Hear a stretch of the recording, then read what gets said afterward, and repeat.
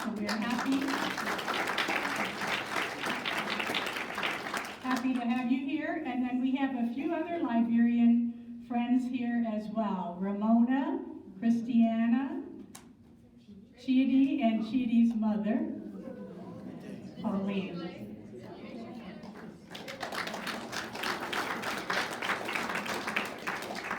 And we are happy that those of you who live here at Benedictine and are not ASCs are here to join us, and we are happy you are here. I'd also like, yes, go ahead and clap for them, that's great. And we also want to give a welcome to Leymah's husband, Jay, who when he's not doing IT, travels with his wife sometimes, and also does IT work, is my understanding. Is that correct? So, Jay, we welcome you as well. All right. So, I'm Sister Janet McCann, and in the name of the adorers of the blood of Christ, we welcome Miss Leymah Gbowee. As many of you are already aware, Leymah contacted us a few months ago with a request to meet our leadership team to share about her foundation and to tell about a current project going on in Liberia.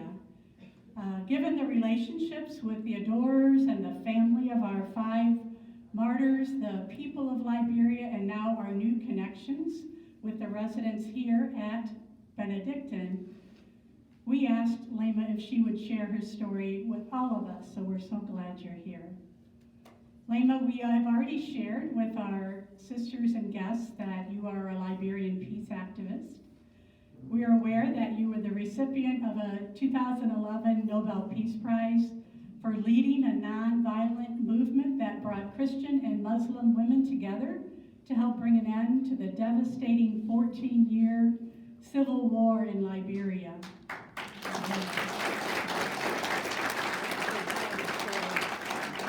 We know, too, that you are the founder and president of the Gbowee Peace Foundation Africa, which began in 2012.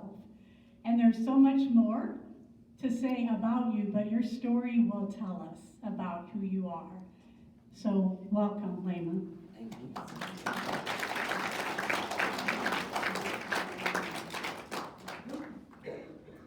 Good afternoon, everyone. This has been a journey, and I think it's a journey of providence. Sometimes we get disappointed in life, but it's not the end of the world. Everyone says that. But some disappointments are meant to propel us onto new journeys.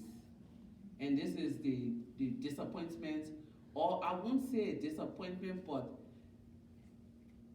a connection that did not happen, that happened but did not happen, and it brought me to where I am today. So before I go to that part of the story, I'll tell a bit about my story. So I grew up in Liberia. I was born in Liberia. My parents are from central Liberia. And I was just telling Sister and Ramona and the rest that I think I'm the ecumenical child. I started nursery at a Baptist nursery school.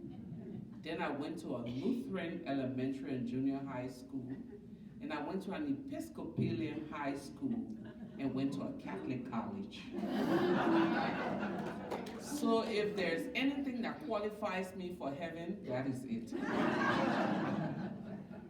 But I grew up in a community that taught me about our collective humanity. My grandmother, who died in 2021 at the age of 115, was our primary caregiver. And Ma had only a 5th grade education, but with that 5th grade education, she taught my 5 sisters and I, 4 other sisters and I, the alphabet. She was the one who taught us about loving people regardless of.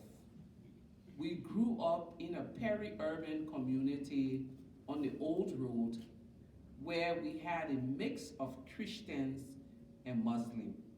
If there was anything like a confused group of children, not only did I make my way through all of those different religious or denominations during my educational time, but living in a community of 30% Muslim and 55% Christian and those practicing African religion, but we all celebrated Ramadan, Christmas, and every other thing that came along with it.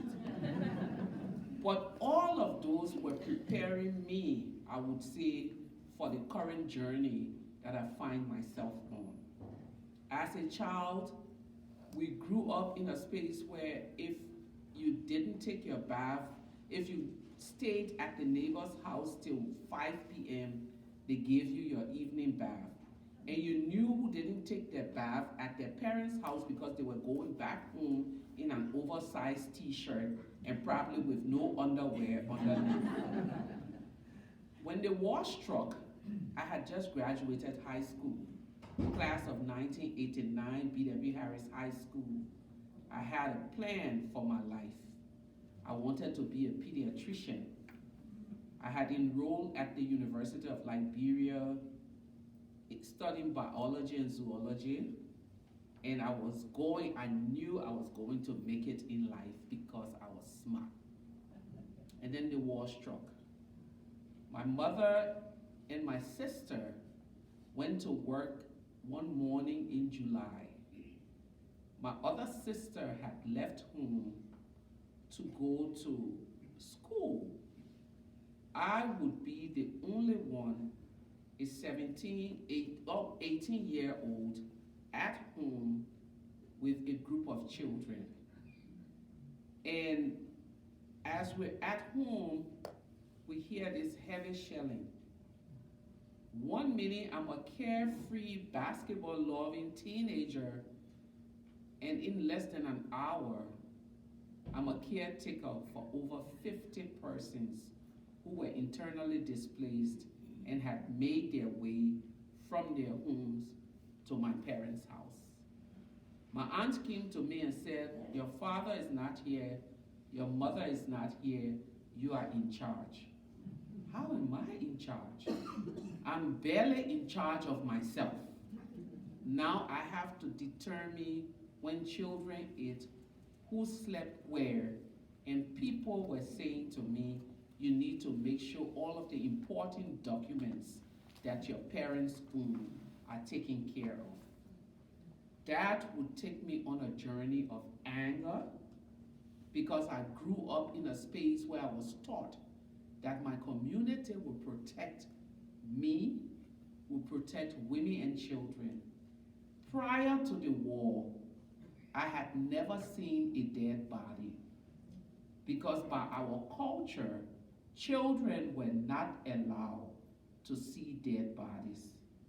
When there were deaths in our community, they would take the charcoal and mark our foreheads because by our culture, the charcoal would cover your face from seeing the spirits because there's a belief that children could see spirits. My first dead person I saw was in late July 1990. This woman had been shot and killed, and she was lying in the street with a Bible in her hand. I froze. But from that moment onward, it would be one other tragedy after the other. We moved to Ghana as refugees, and as you can see, I'm fast tracking this story. We moved to Ghana as refugees. I came back home in 1991 because I think I am that child of all of my siblings who have this connection to Liberia that is unbreakable. All of my siblings moved away to different countries, and today they hold different nationalities. I'm the only one who's still a Liberian with the Liberian passport. But I went back home determined that I wanted to live in that country. And then I moved back again several times as a refugee internally displaced. Eventually I would start having children of my own, eventually they would become refugees. But the anger and the pain of living in Liberia and my children living outside of Liberia led me on a journey to building peace. So in 1992, I went up to Lofa, northern Liberia, and I met a group of women. Each of them carried different forms of physical disability. And if you could see the physical disability, then you can imagine the psychological and emotional disability or injuries that they all carried. But these women had so much positivity. They were talking about going back to rebuild their communities.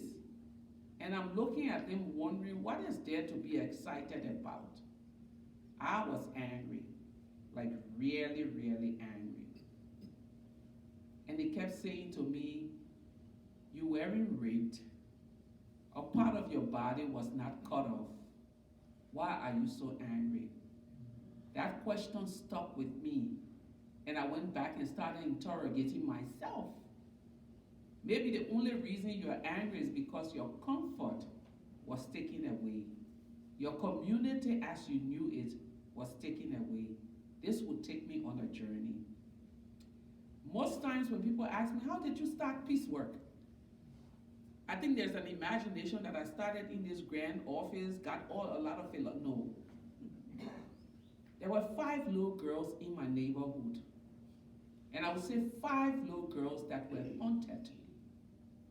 These 5 little girls would always be huddled together. And this is 1994. So one day I called them. The problem was all of these little girls in the community had one commander, a soldier as a boyfriend who provided food. These 5 insisted that that would not be their way of life. So they were ostracized and they were constantly lashed at by their parents and by community. I took those 5 girls under my wings. I had nothing at the time. I was in an abusive relationship at the time, but I knew that I had to work with them. These girls would become my daughters. I would be their protector in the community. There's something about living through violence that make you violent or make you calm. At that time, I would cuss like a sailor. So most of the people in the neighborhood used to fear me because of the cussing. And so it was the cussing that I would use so everyone would say, those 5 belongs to Leymah. And I taught those girls bodily integrity, the importance of education, and then war struck again in 96, and we all had to run away. I came back and started different work, working with young boys who had been physically injured as a result of the war. And this would be 1999. I hated those group of children. Hate is a very strong word. But I said God has a sense of humor. Because the group that I hated the most was the group that I was asked to work with if I wanted to study social work. I tell the story of how every time I went to engage with them, they would abuse me and say, get away from us. And I would say to them, the feelings are mutual. You hate me, I hate you right back. But we have to work together. And I really didn't understand because I carried so much anger towards this group of young people. Until one day, a young man who was 16 at the time kept everywhere, everyone that knew me kept saying, this young man is looking for you, looking for you. He had his left hand amputated. So I met him, and he was high on whatever drug he took. But he kept crying. And we sat on the sidewalk. And I asked him, what is the problem?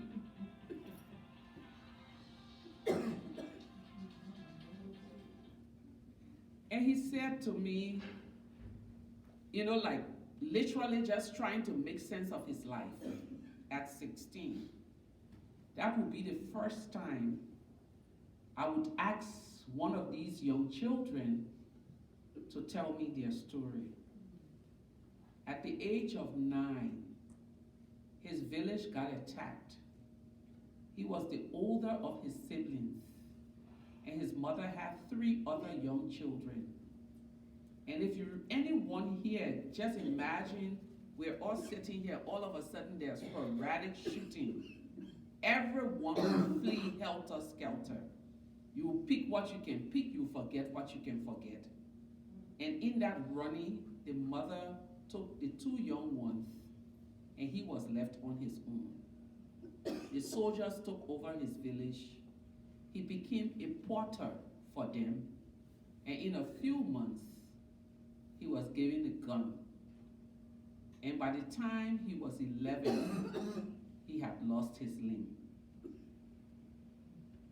In that moment, I would say God revealed to me that this young man, not only was he arrested at 9, even at 16, but he could not be blamed for a lot of the atrocities that he committed because he was a child. And he was still stuck in that child mindset. So in my anger, I was thinking about those who put guns into this baby's hand. And in my mind, I was like, these are the people that I want to spend my energy being angry at. And that would lead me on this journey of building peace. In 2002, we went to a meeting and we're told that, oh, women can make peace, and I was so cynical again. But I came back to Liberia and decided, let's start this movement. Well, it wasn't just starting a peace movement, it was starting a movement of encouraging women to come out and speak. And then one night, I had this dream. This voice was telling me, gather the women to pray for peace. I went to work. My boss was a pastor. And I said to him, Bibi, I had this weird dream. Someone was saying I should gather the women together to pray for peace. And he said to me, okay. I said, but I don't qualify. It couldn't be God talking to me because I drink a lot of alcohol. I have a boyfriend that I'm not married to. I'm a sinner. That kind of revelation is for women who are living right. And he looked at me square in the face and said, Leymah, the dream bearer is always the dream carrier. If you give your dream to someone, the next time you see it, you will not recognize it. That will be the beginning of us starting something called the Christian Women Peace Initiative. We started that initiative and the Muslim women heard about it and they asked me to come and help them start the Muslim Women for Peace. Eventually we'll bring the 2 groups together and we'll start the Women of Liberia Mass Action for Peace. It's in a documentary called Pray the Devil Back to Hell. But that mass action campaign would be the campaign that we would use our pain, our vulnerability, our hardship to show to the world that there was another side to the Liberian story. In those days, everything Liberian were guns with boys with AK-47 on CNN, BBC, and Al Jazeera. No one was talking about the women, the children, and the innocent bystanders that were being killed. We took to the streets. We went from the US Embassy to the Swedish Mission to wherever we could go, protesting for peace. When the time came, we went to Ghana where the peace talks were being held. We refused to back down. And today, the story of peace in Liberia cannot be written, will not be written without mentioning the work that the Christian and Muslim women did in Liberia. Towards the end of the war, through our advocacy and our resilience, I would say, we were able to have Africa's first female president elected.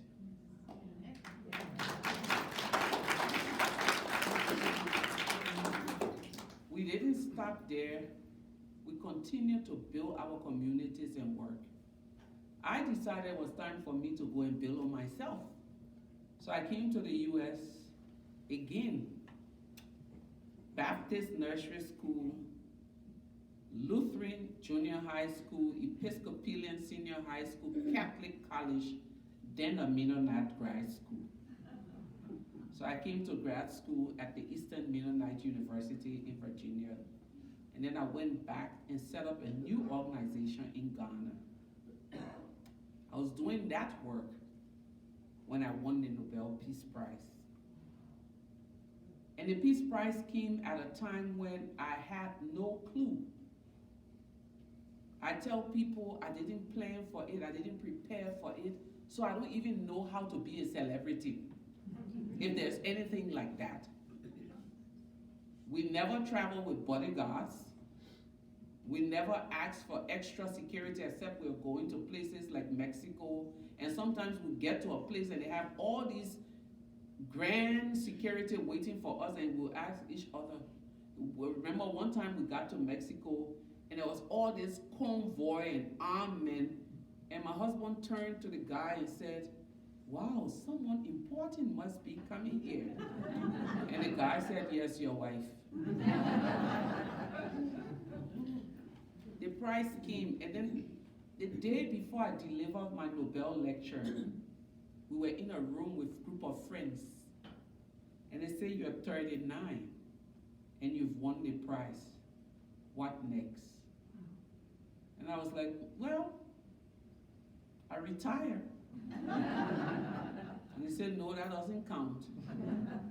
And then I decided that when we did peace work for almost 20 years, the one group of people that were left out of the work that I did were young girls. And every community that we went into, these girls would tell stories of abuse and neglect, especially in their quest and pursuit for education. So I decided that I wanted to start something that would focus on girls. So with the Nobel winnings of $500,000, we set up a foundation in New York, set up one in the US, and our first scholarship we granted was for 7 deserving young women. Today, we've sponsored and funded over 250 young women and men. We've helped close to 2,500 young people through our partnership schools.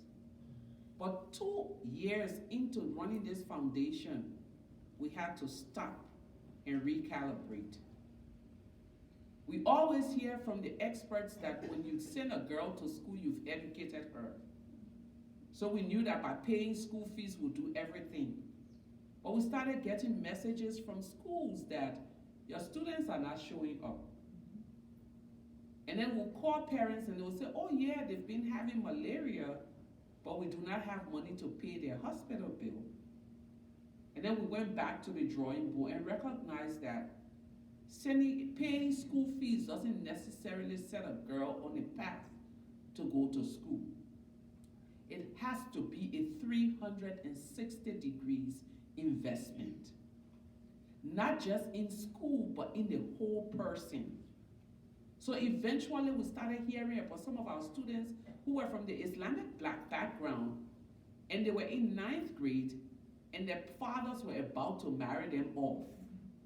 Today we have a partnership with the chief imam of Liberia, Imam Ali Krai. What Imam Krai does is he goes to these families and negotiates with them and say, "I've seen this smart girl, she's not time for her to get married yet." And the parents will say, "We have no money." Then he comes to me and say, "I have 7 girls that needs to go to school or else we're in trouble." And then we pay their school fees. I'm proud to say one of the first of those girls graduated last year, top of her university, the Catholic University in Liberia, with a degree in engineering.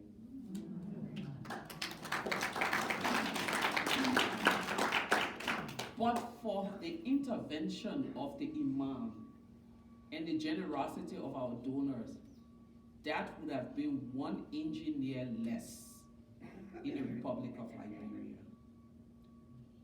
Eventually, we decided we don't want to send little girls to school anymore. We just want to deal with university students, because the little girls were costing us 90% of our staff time and the stress that came along with dealing with them.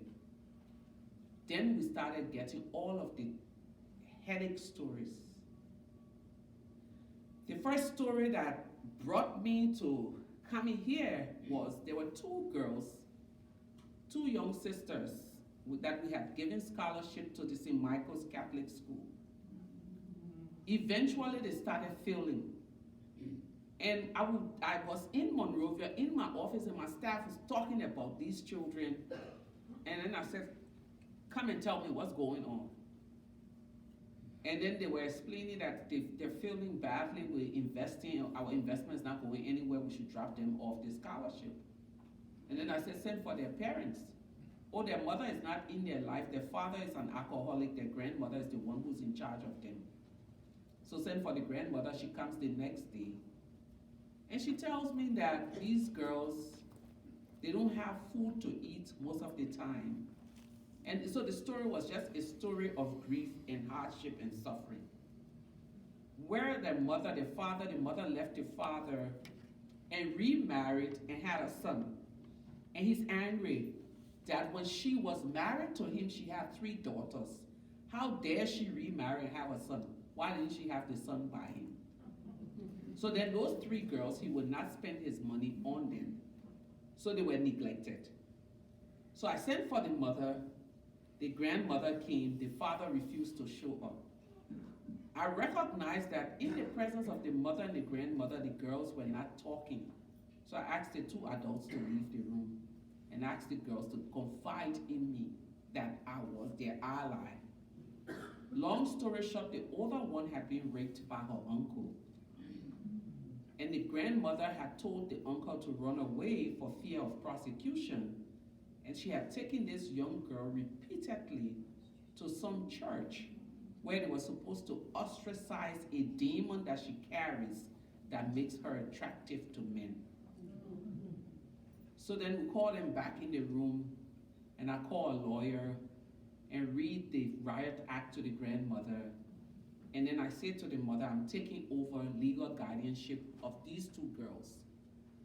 And it was just like opening the floodgates. Afterwards, every other month, we were getting one other story of rape, abuse, neglect. So today we've rented a dormitory from the Episcopal University in Central Liberia, where we have 16 of these young children, young girls in different situations of hardship. They live there comfortably, they go to a private school, but the problem is that it's not sustainable. So we sat down and decided, let's build a place for these girls. A sustainable place where they will learn to do stuff. They will learn banking and finance, saving money, different things. They will have their own farm, they will do everything, but then they will go to school. So we got on a journey of trying to find a land. And then I met someone who some of you have met. And she said to me, she had raised some money, she wanted to do good by Liberians, and we started working together. And then in conversation, I told her about this project, and she was like, it would be a nice thing for you to name it for the 5 Catholic nuns that were killed. And I said, yes, it would be a nice thing. My husband, who has no idea of this conversation we're having in the back, is the one trying to find the land. Please stick with me, because it gets eerie right now. He calls and said, we found a land. And this land is directly opposite Charles Taylor's farm.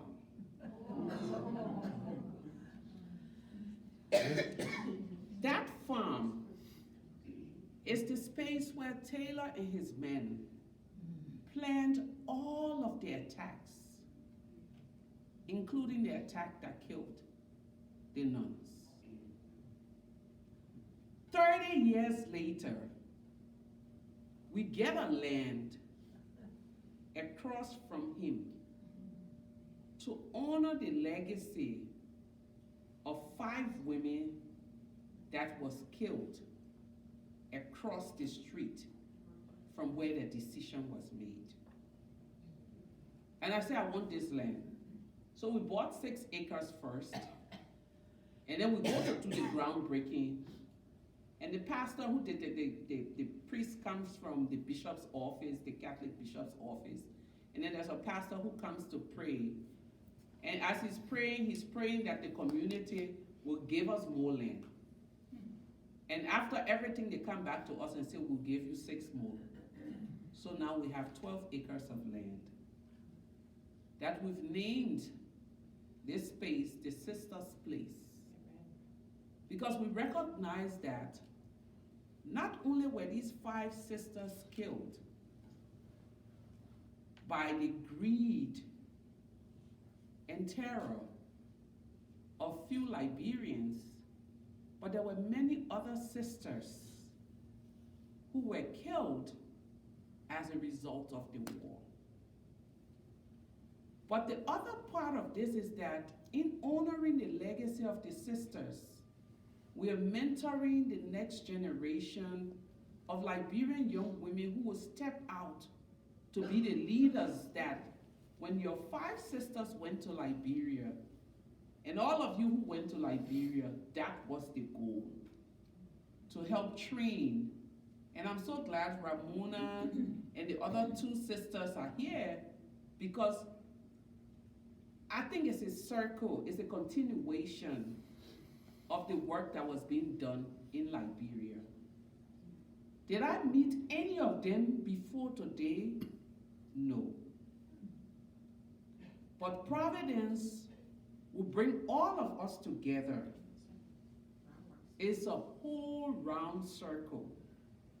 3 Liberian women that were being mentored by you sisters and scores of Liberian girls to be mentored in honor, not just of the sisters that were killed, but in honor of each and every one of you who went to Liberia, invested your time, your energy, and your spiritual wealth to that nation. So when I call Sister Janet, I send an email. I usually don't use the Nobel thing unless I want to go through a dough fast. And I said, dear sister, my name is Leymah Gbowee, 2011 Nobel, and I'm like, after I sent it, I said, I'll get a response. I'm sure she felt like this is a scam. And the next time she called, we spoke, I put my number, everything, and this is where we are today. But I was determined to come to this community because not only am I looking for support, as I sit, I'm a dreamer. I was imagining finishing that building, taking some of you there to spend a week with the girls, if you can travel. But you are young girls, some people can make it. And spend some time telling them stories, not just about God, but about the work that you all did. So that's the dream that I have. And it is the dream that brought me here today. But before I pause to take any questions, I don't represent government. I speak for myself, but I think I can safely say I speak for the women who worked so hard for peace in Liberia. And I want to use this time to say to the families of the 5 sisters that were killed, on behalf of the people of Liberia, we are deeply sorry. What happened in that nation representation of the people that we are. It's not a representation of the way that we were taught. I grew up in a society that taught me to be tolerant. I grew up in a society that taught me not to see color. I grew up in a society that taught me to embrace people regardless of how they prayed. What happened in that nation is not who we are. There are more good Liberians than the ones that carried the gun. And on behalf of the millions of good Liberians, I want to say we are deeply sorry for your pain. And regardless, sister, let me just say this, of whatever you all do, I am determined to see this project to the end. And I'm determined to honor the legacy of the sisters. And I'm determined that through our work, their stories will not be forgotten. But one last determination I have is that we will be in the faces of the Taylor family just across the street.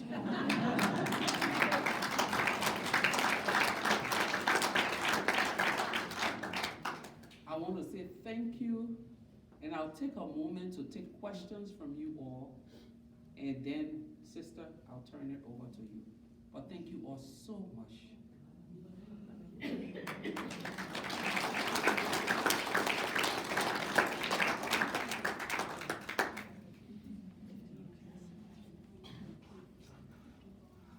Yeah, sure. I have a question. Yes, sister. Could you share a couple of the strategies you used to help bring the peace talks to its completion?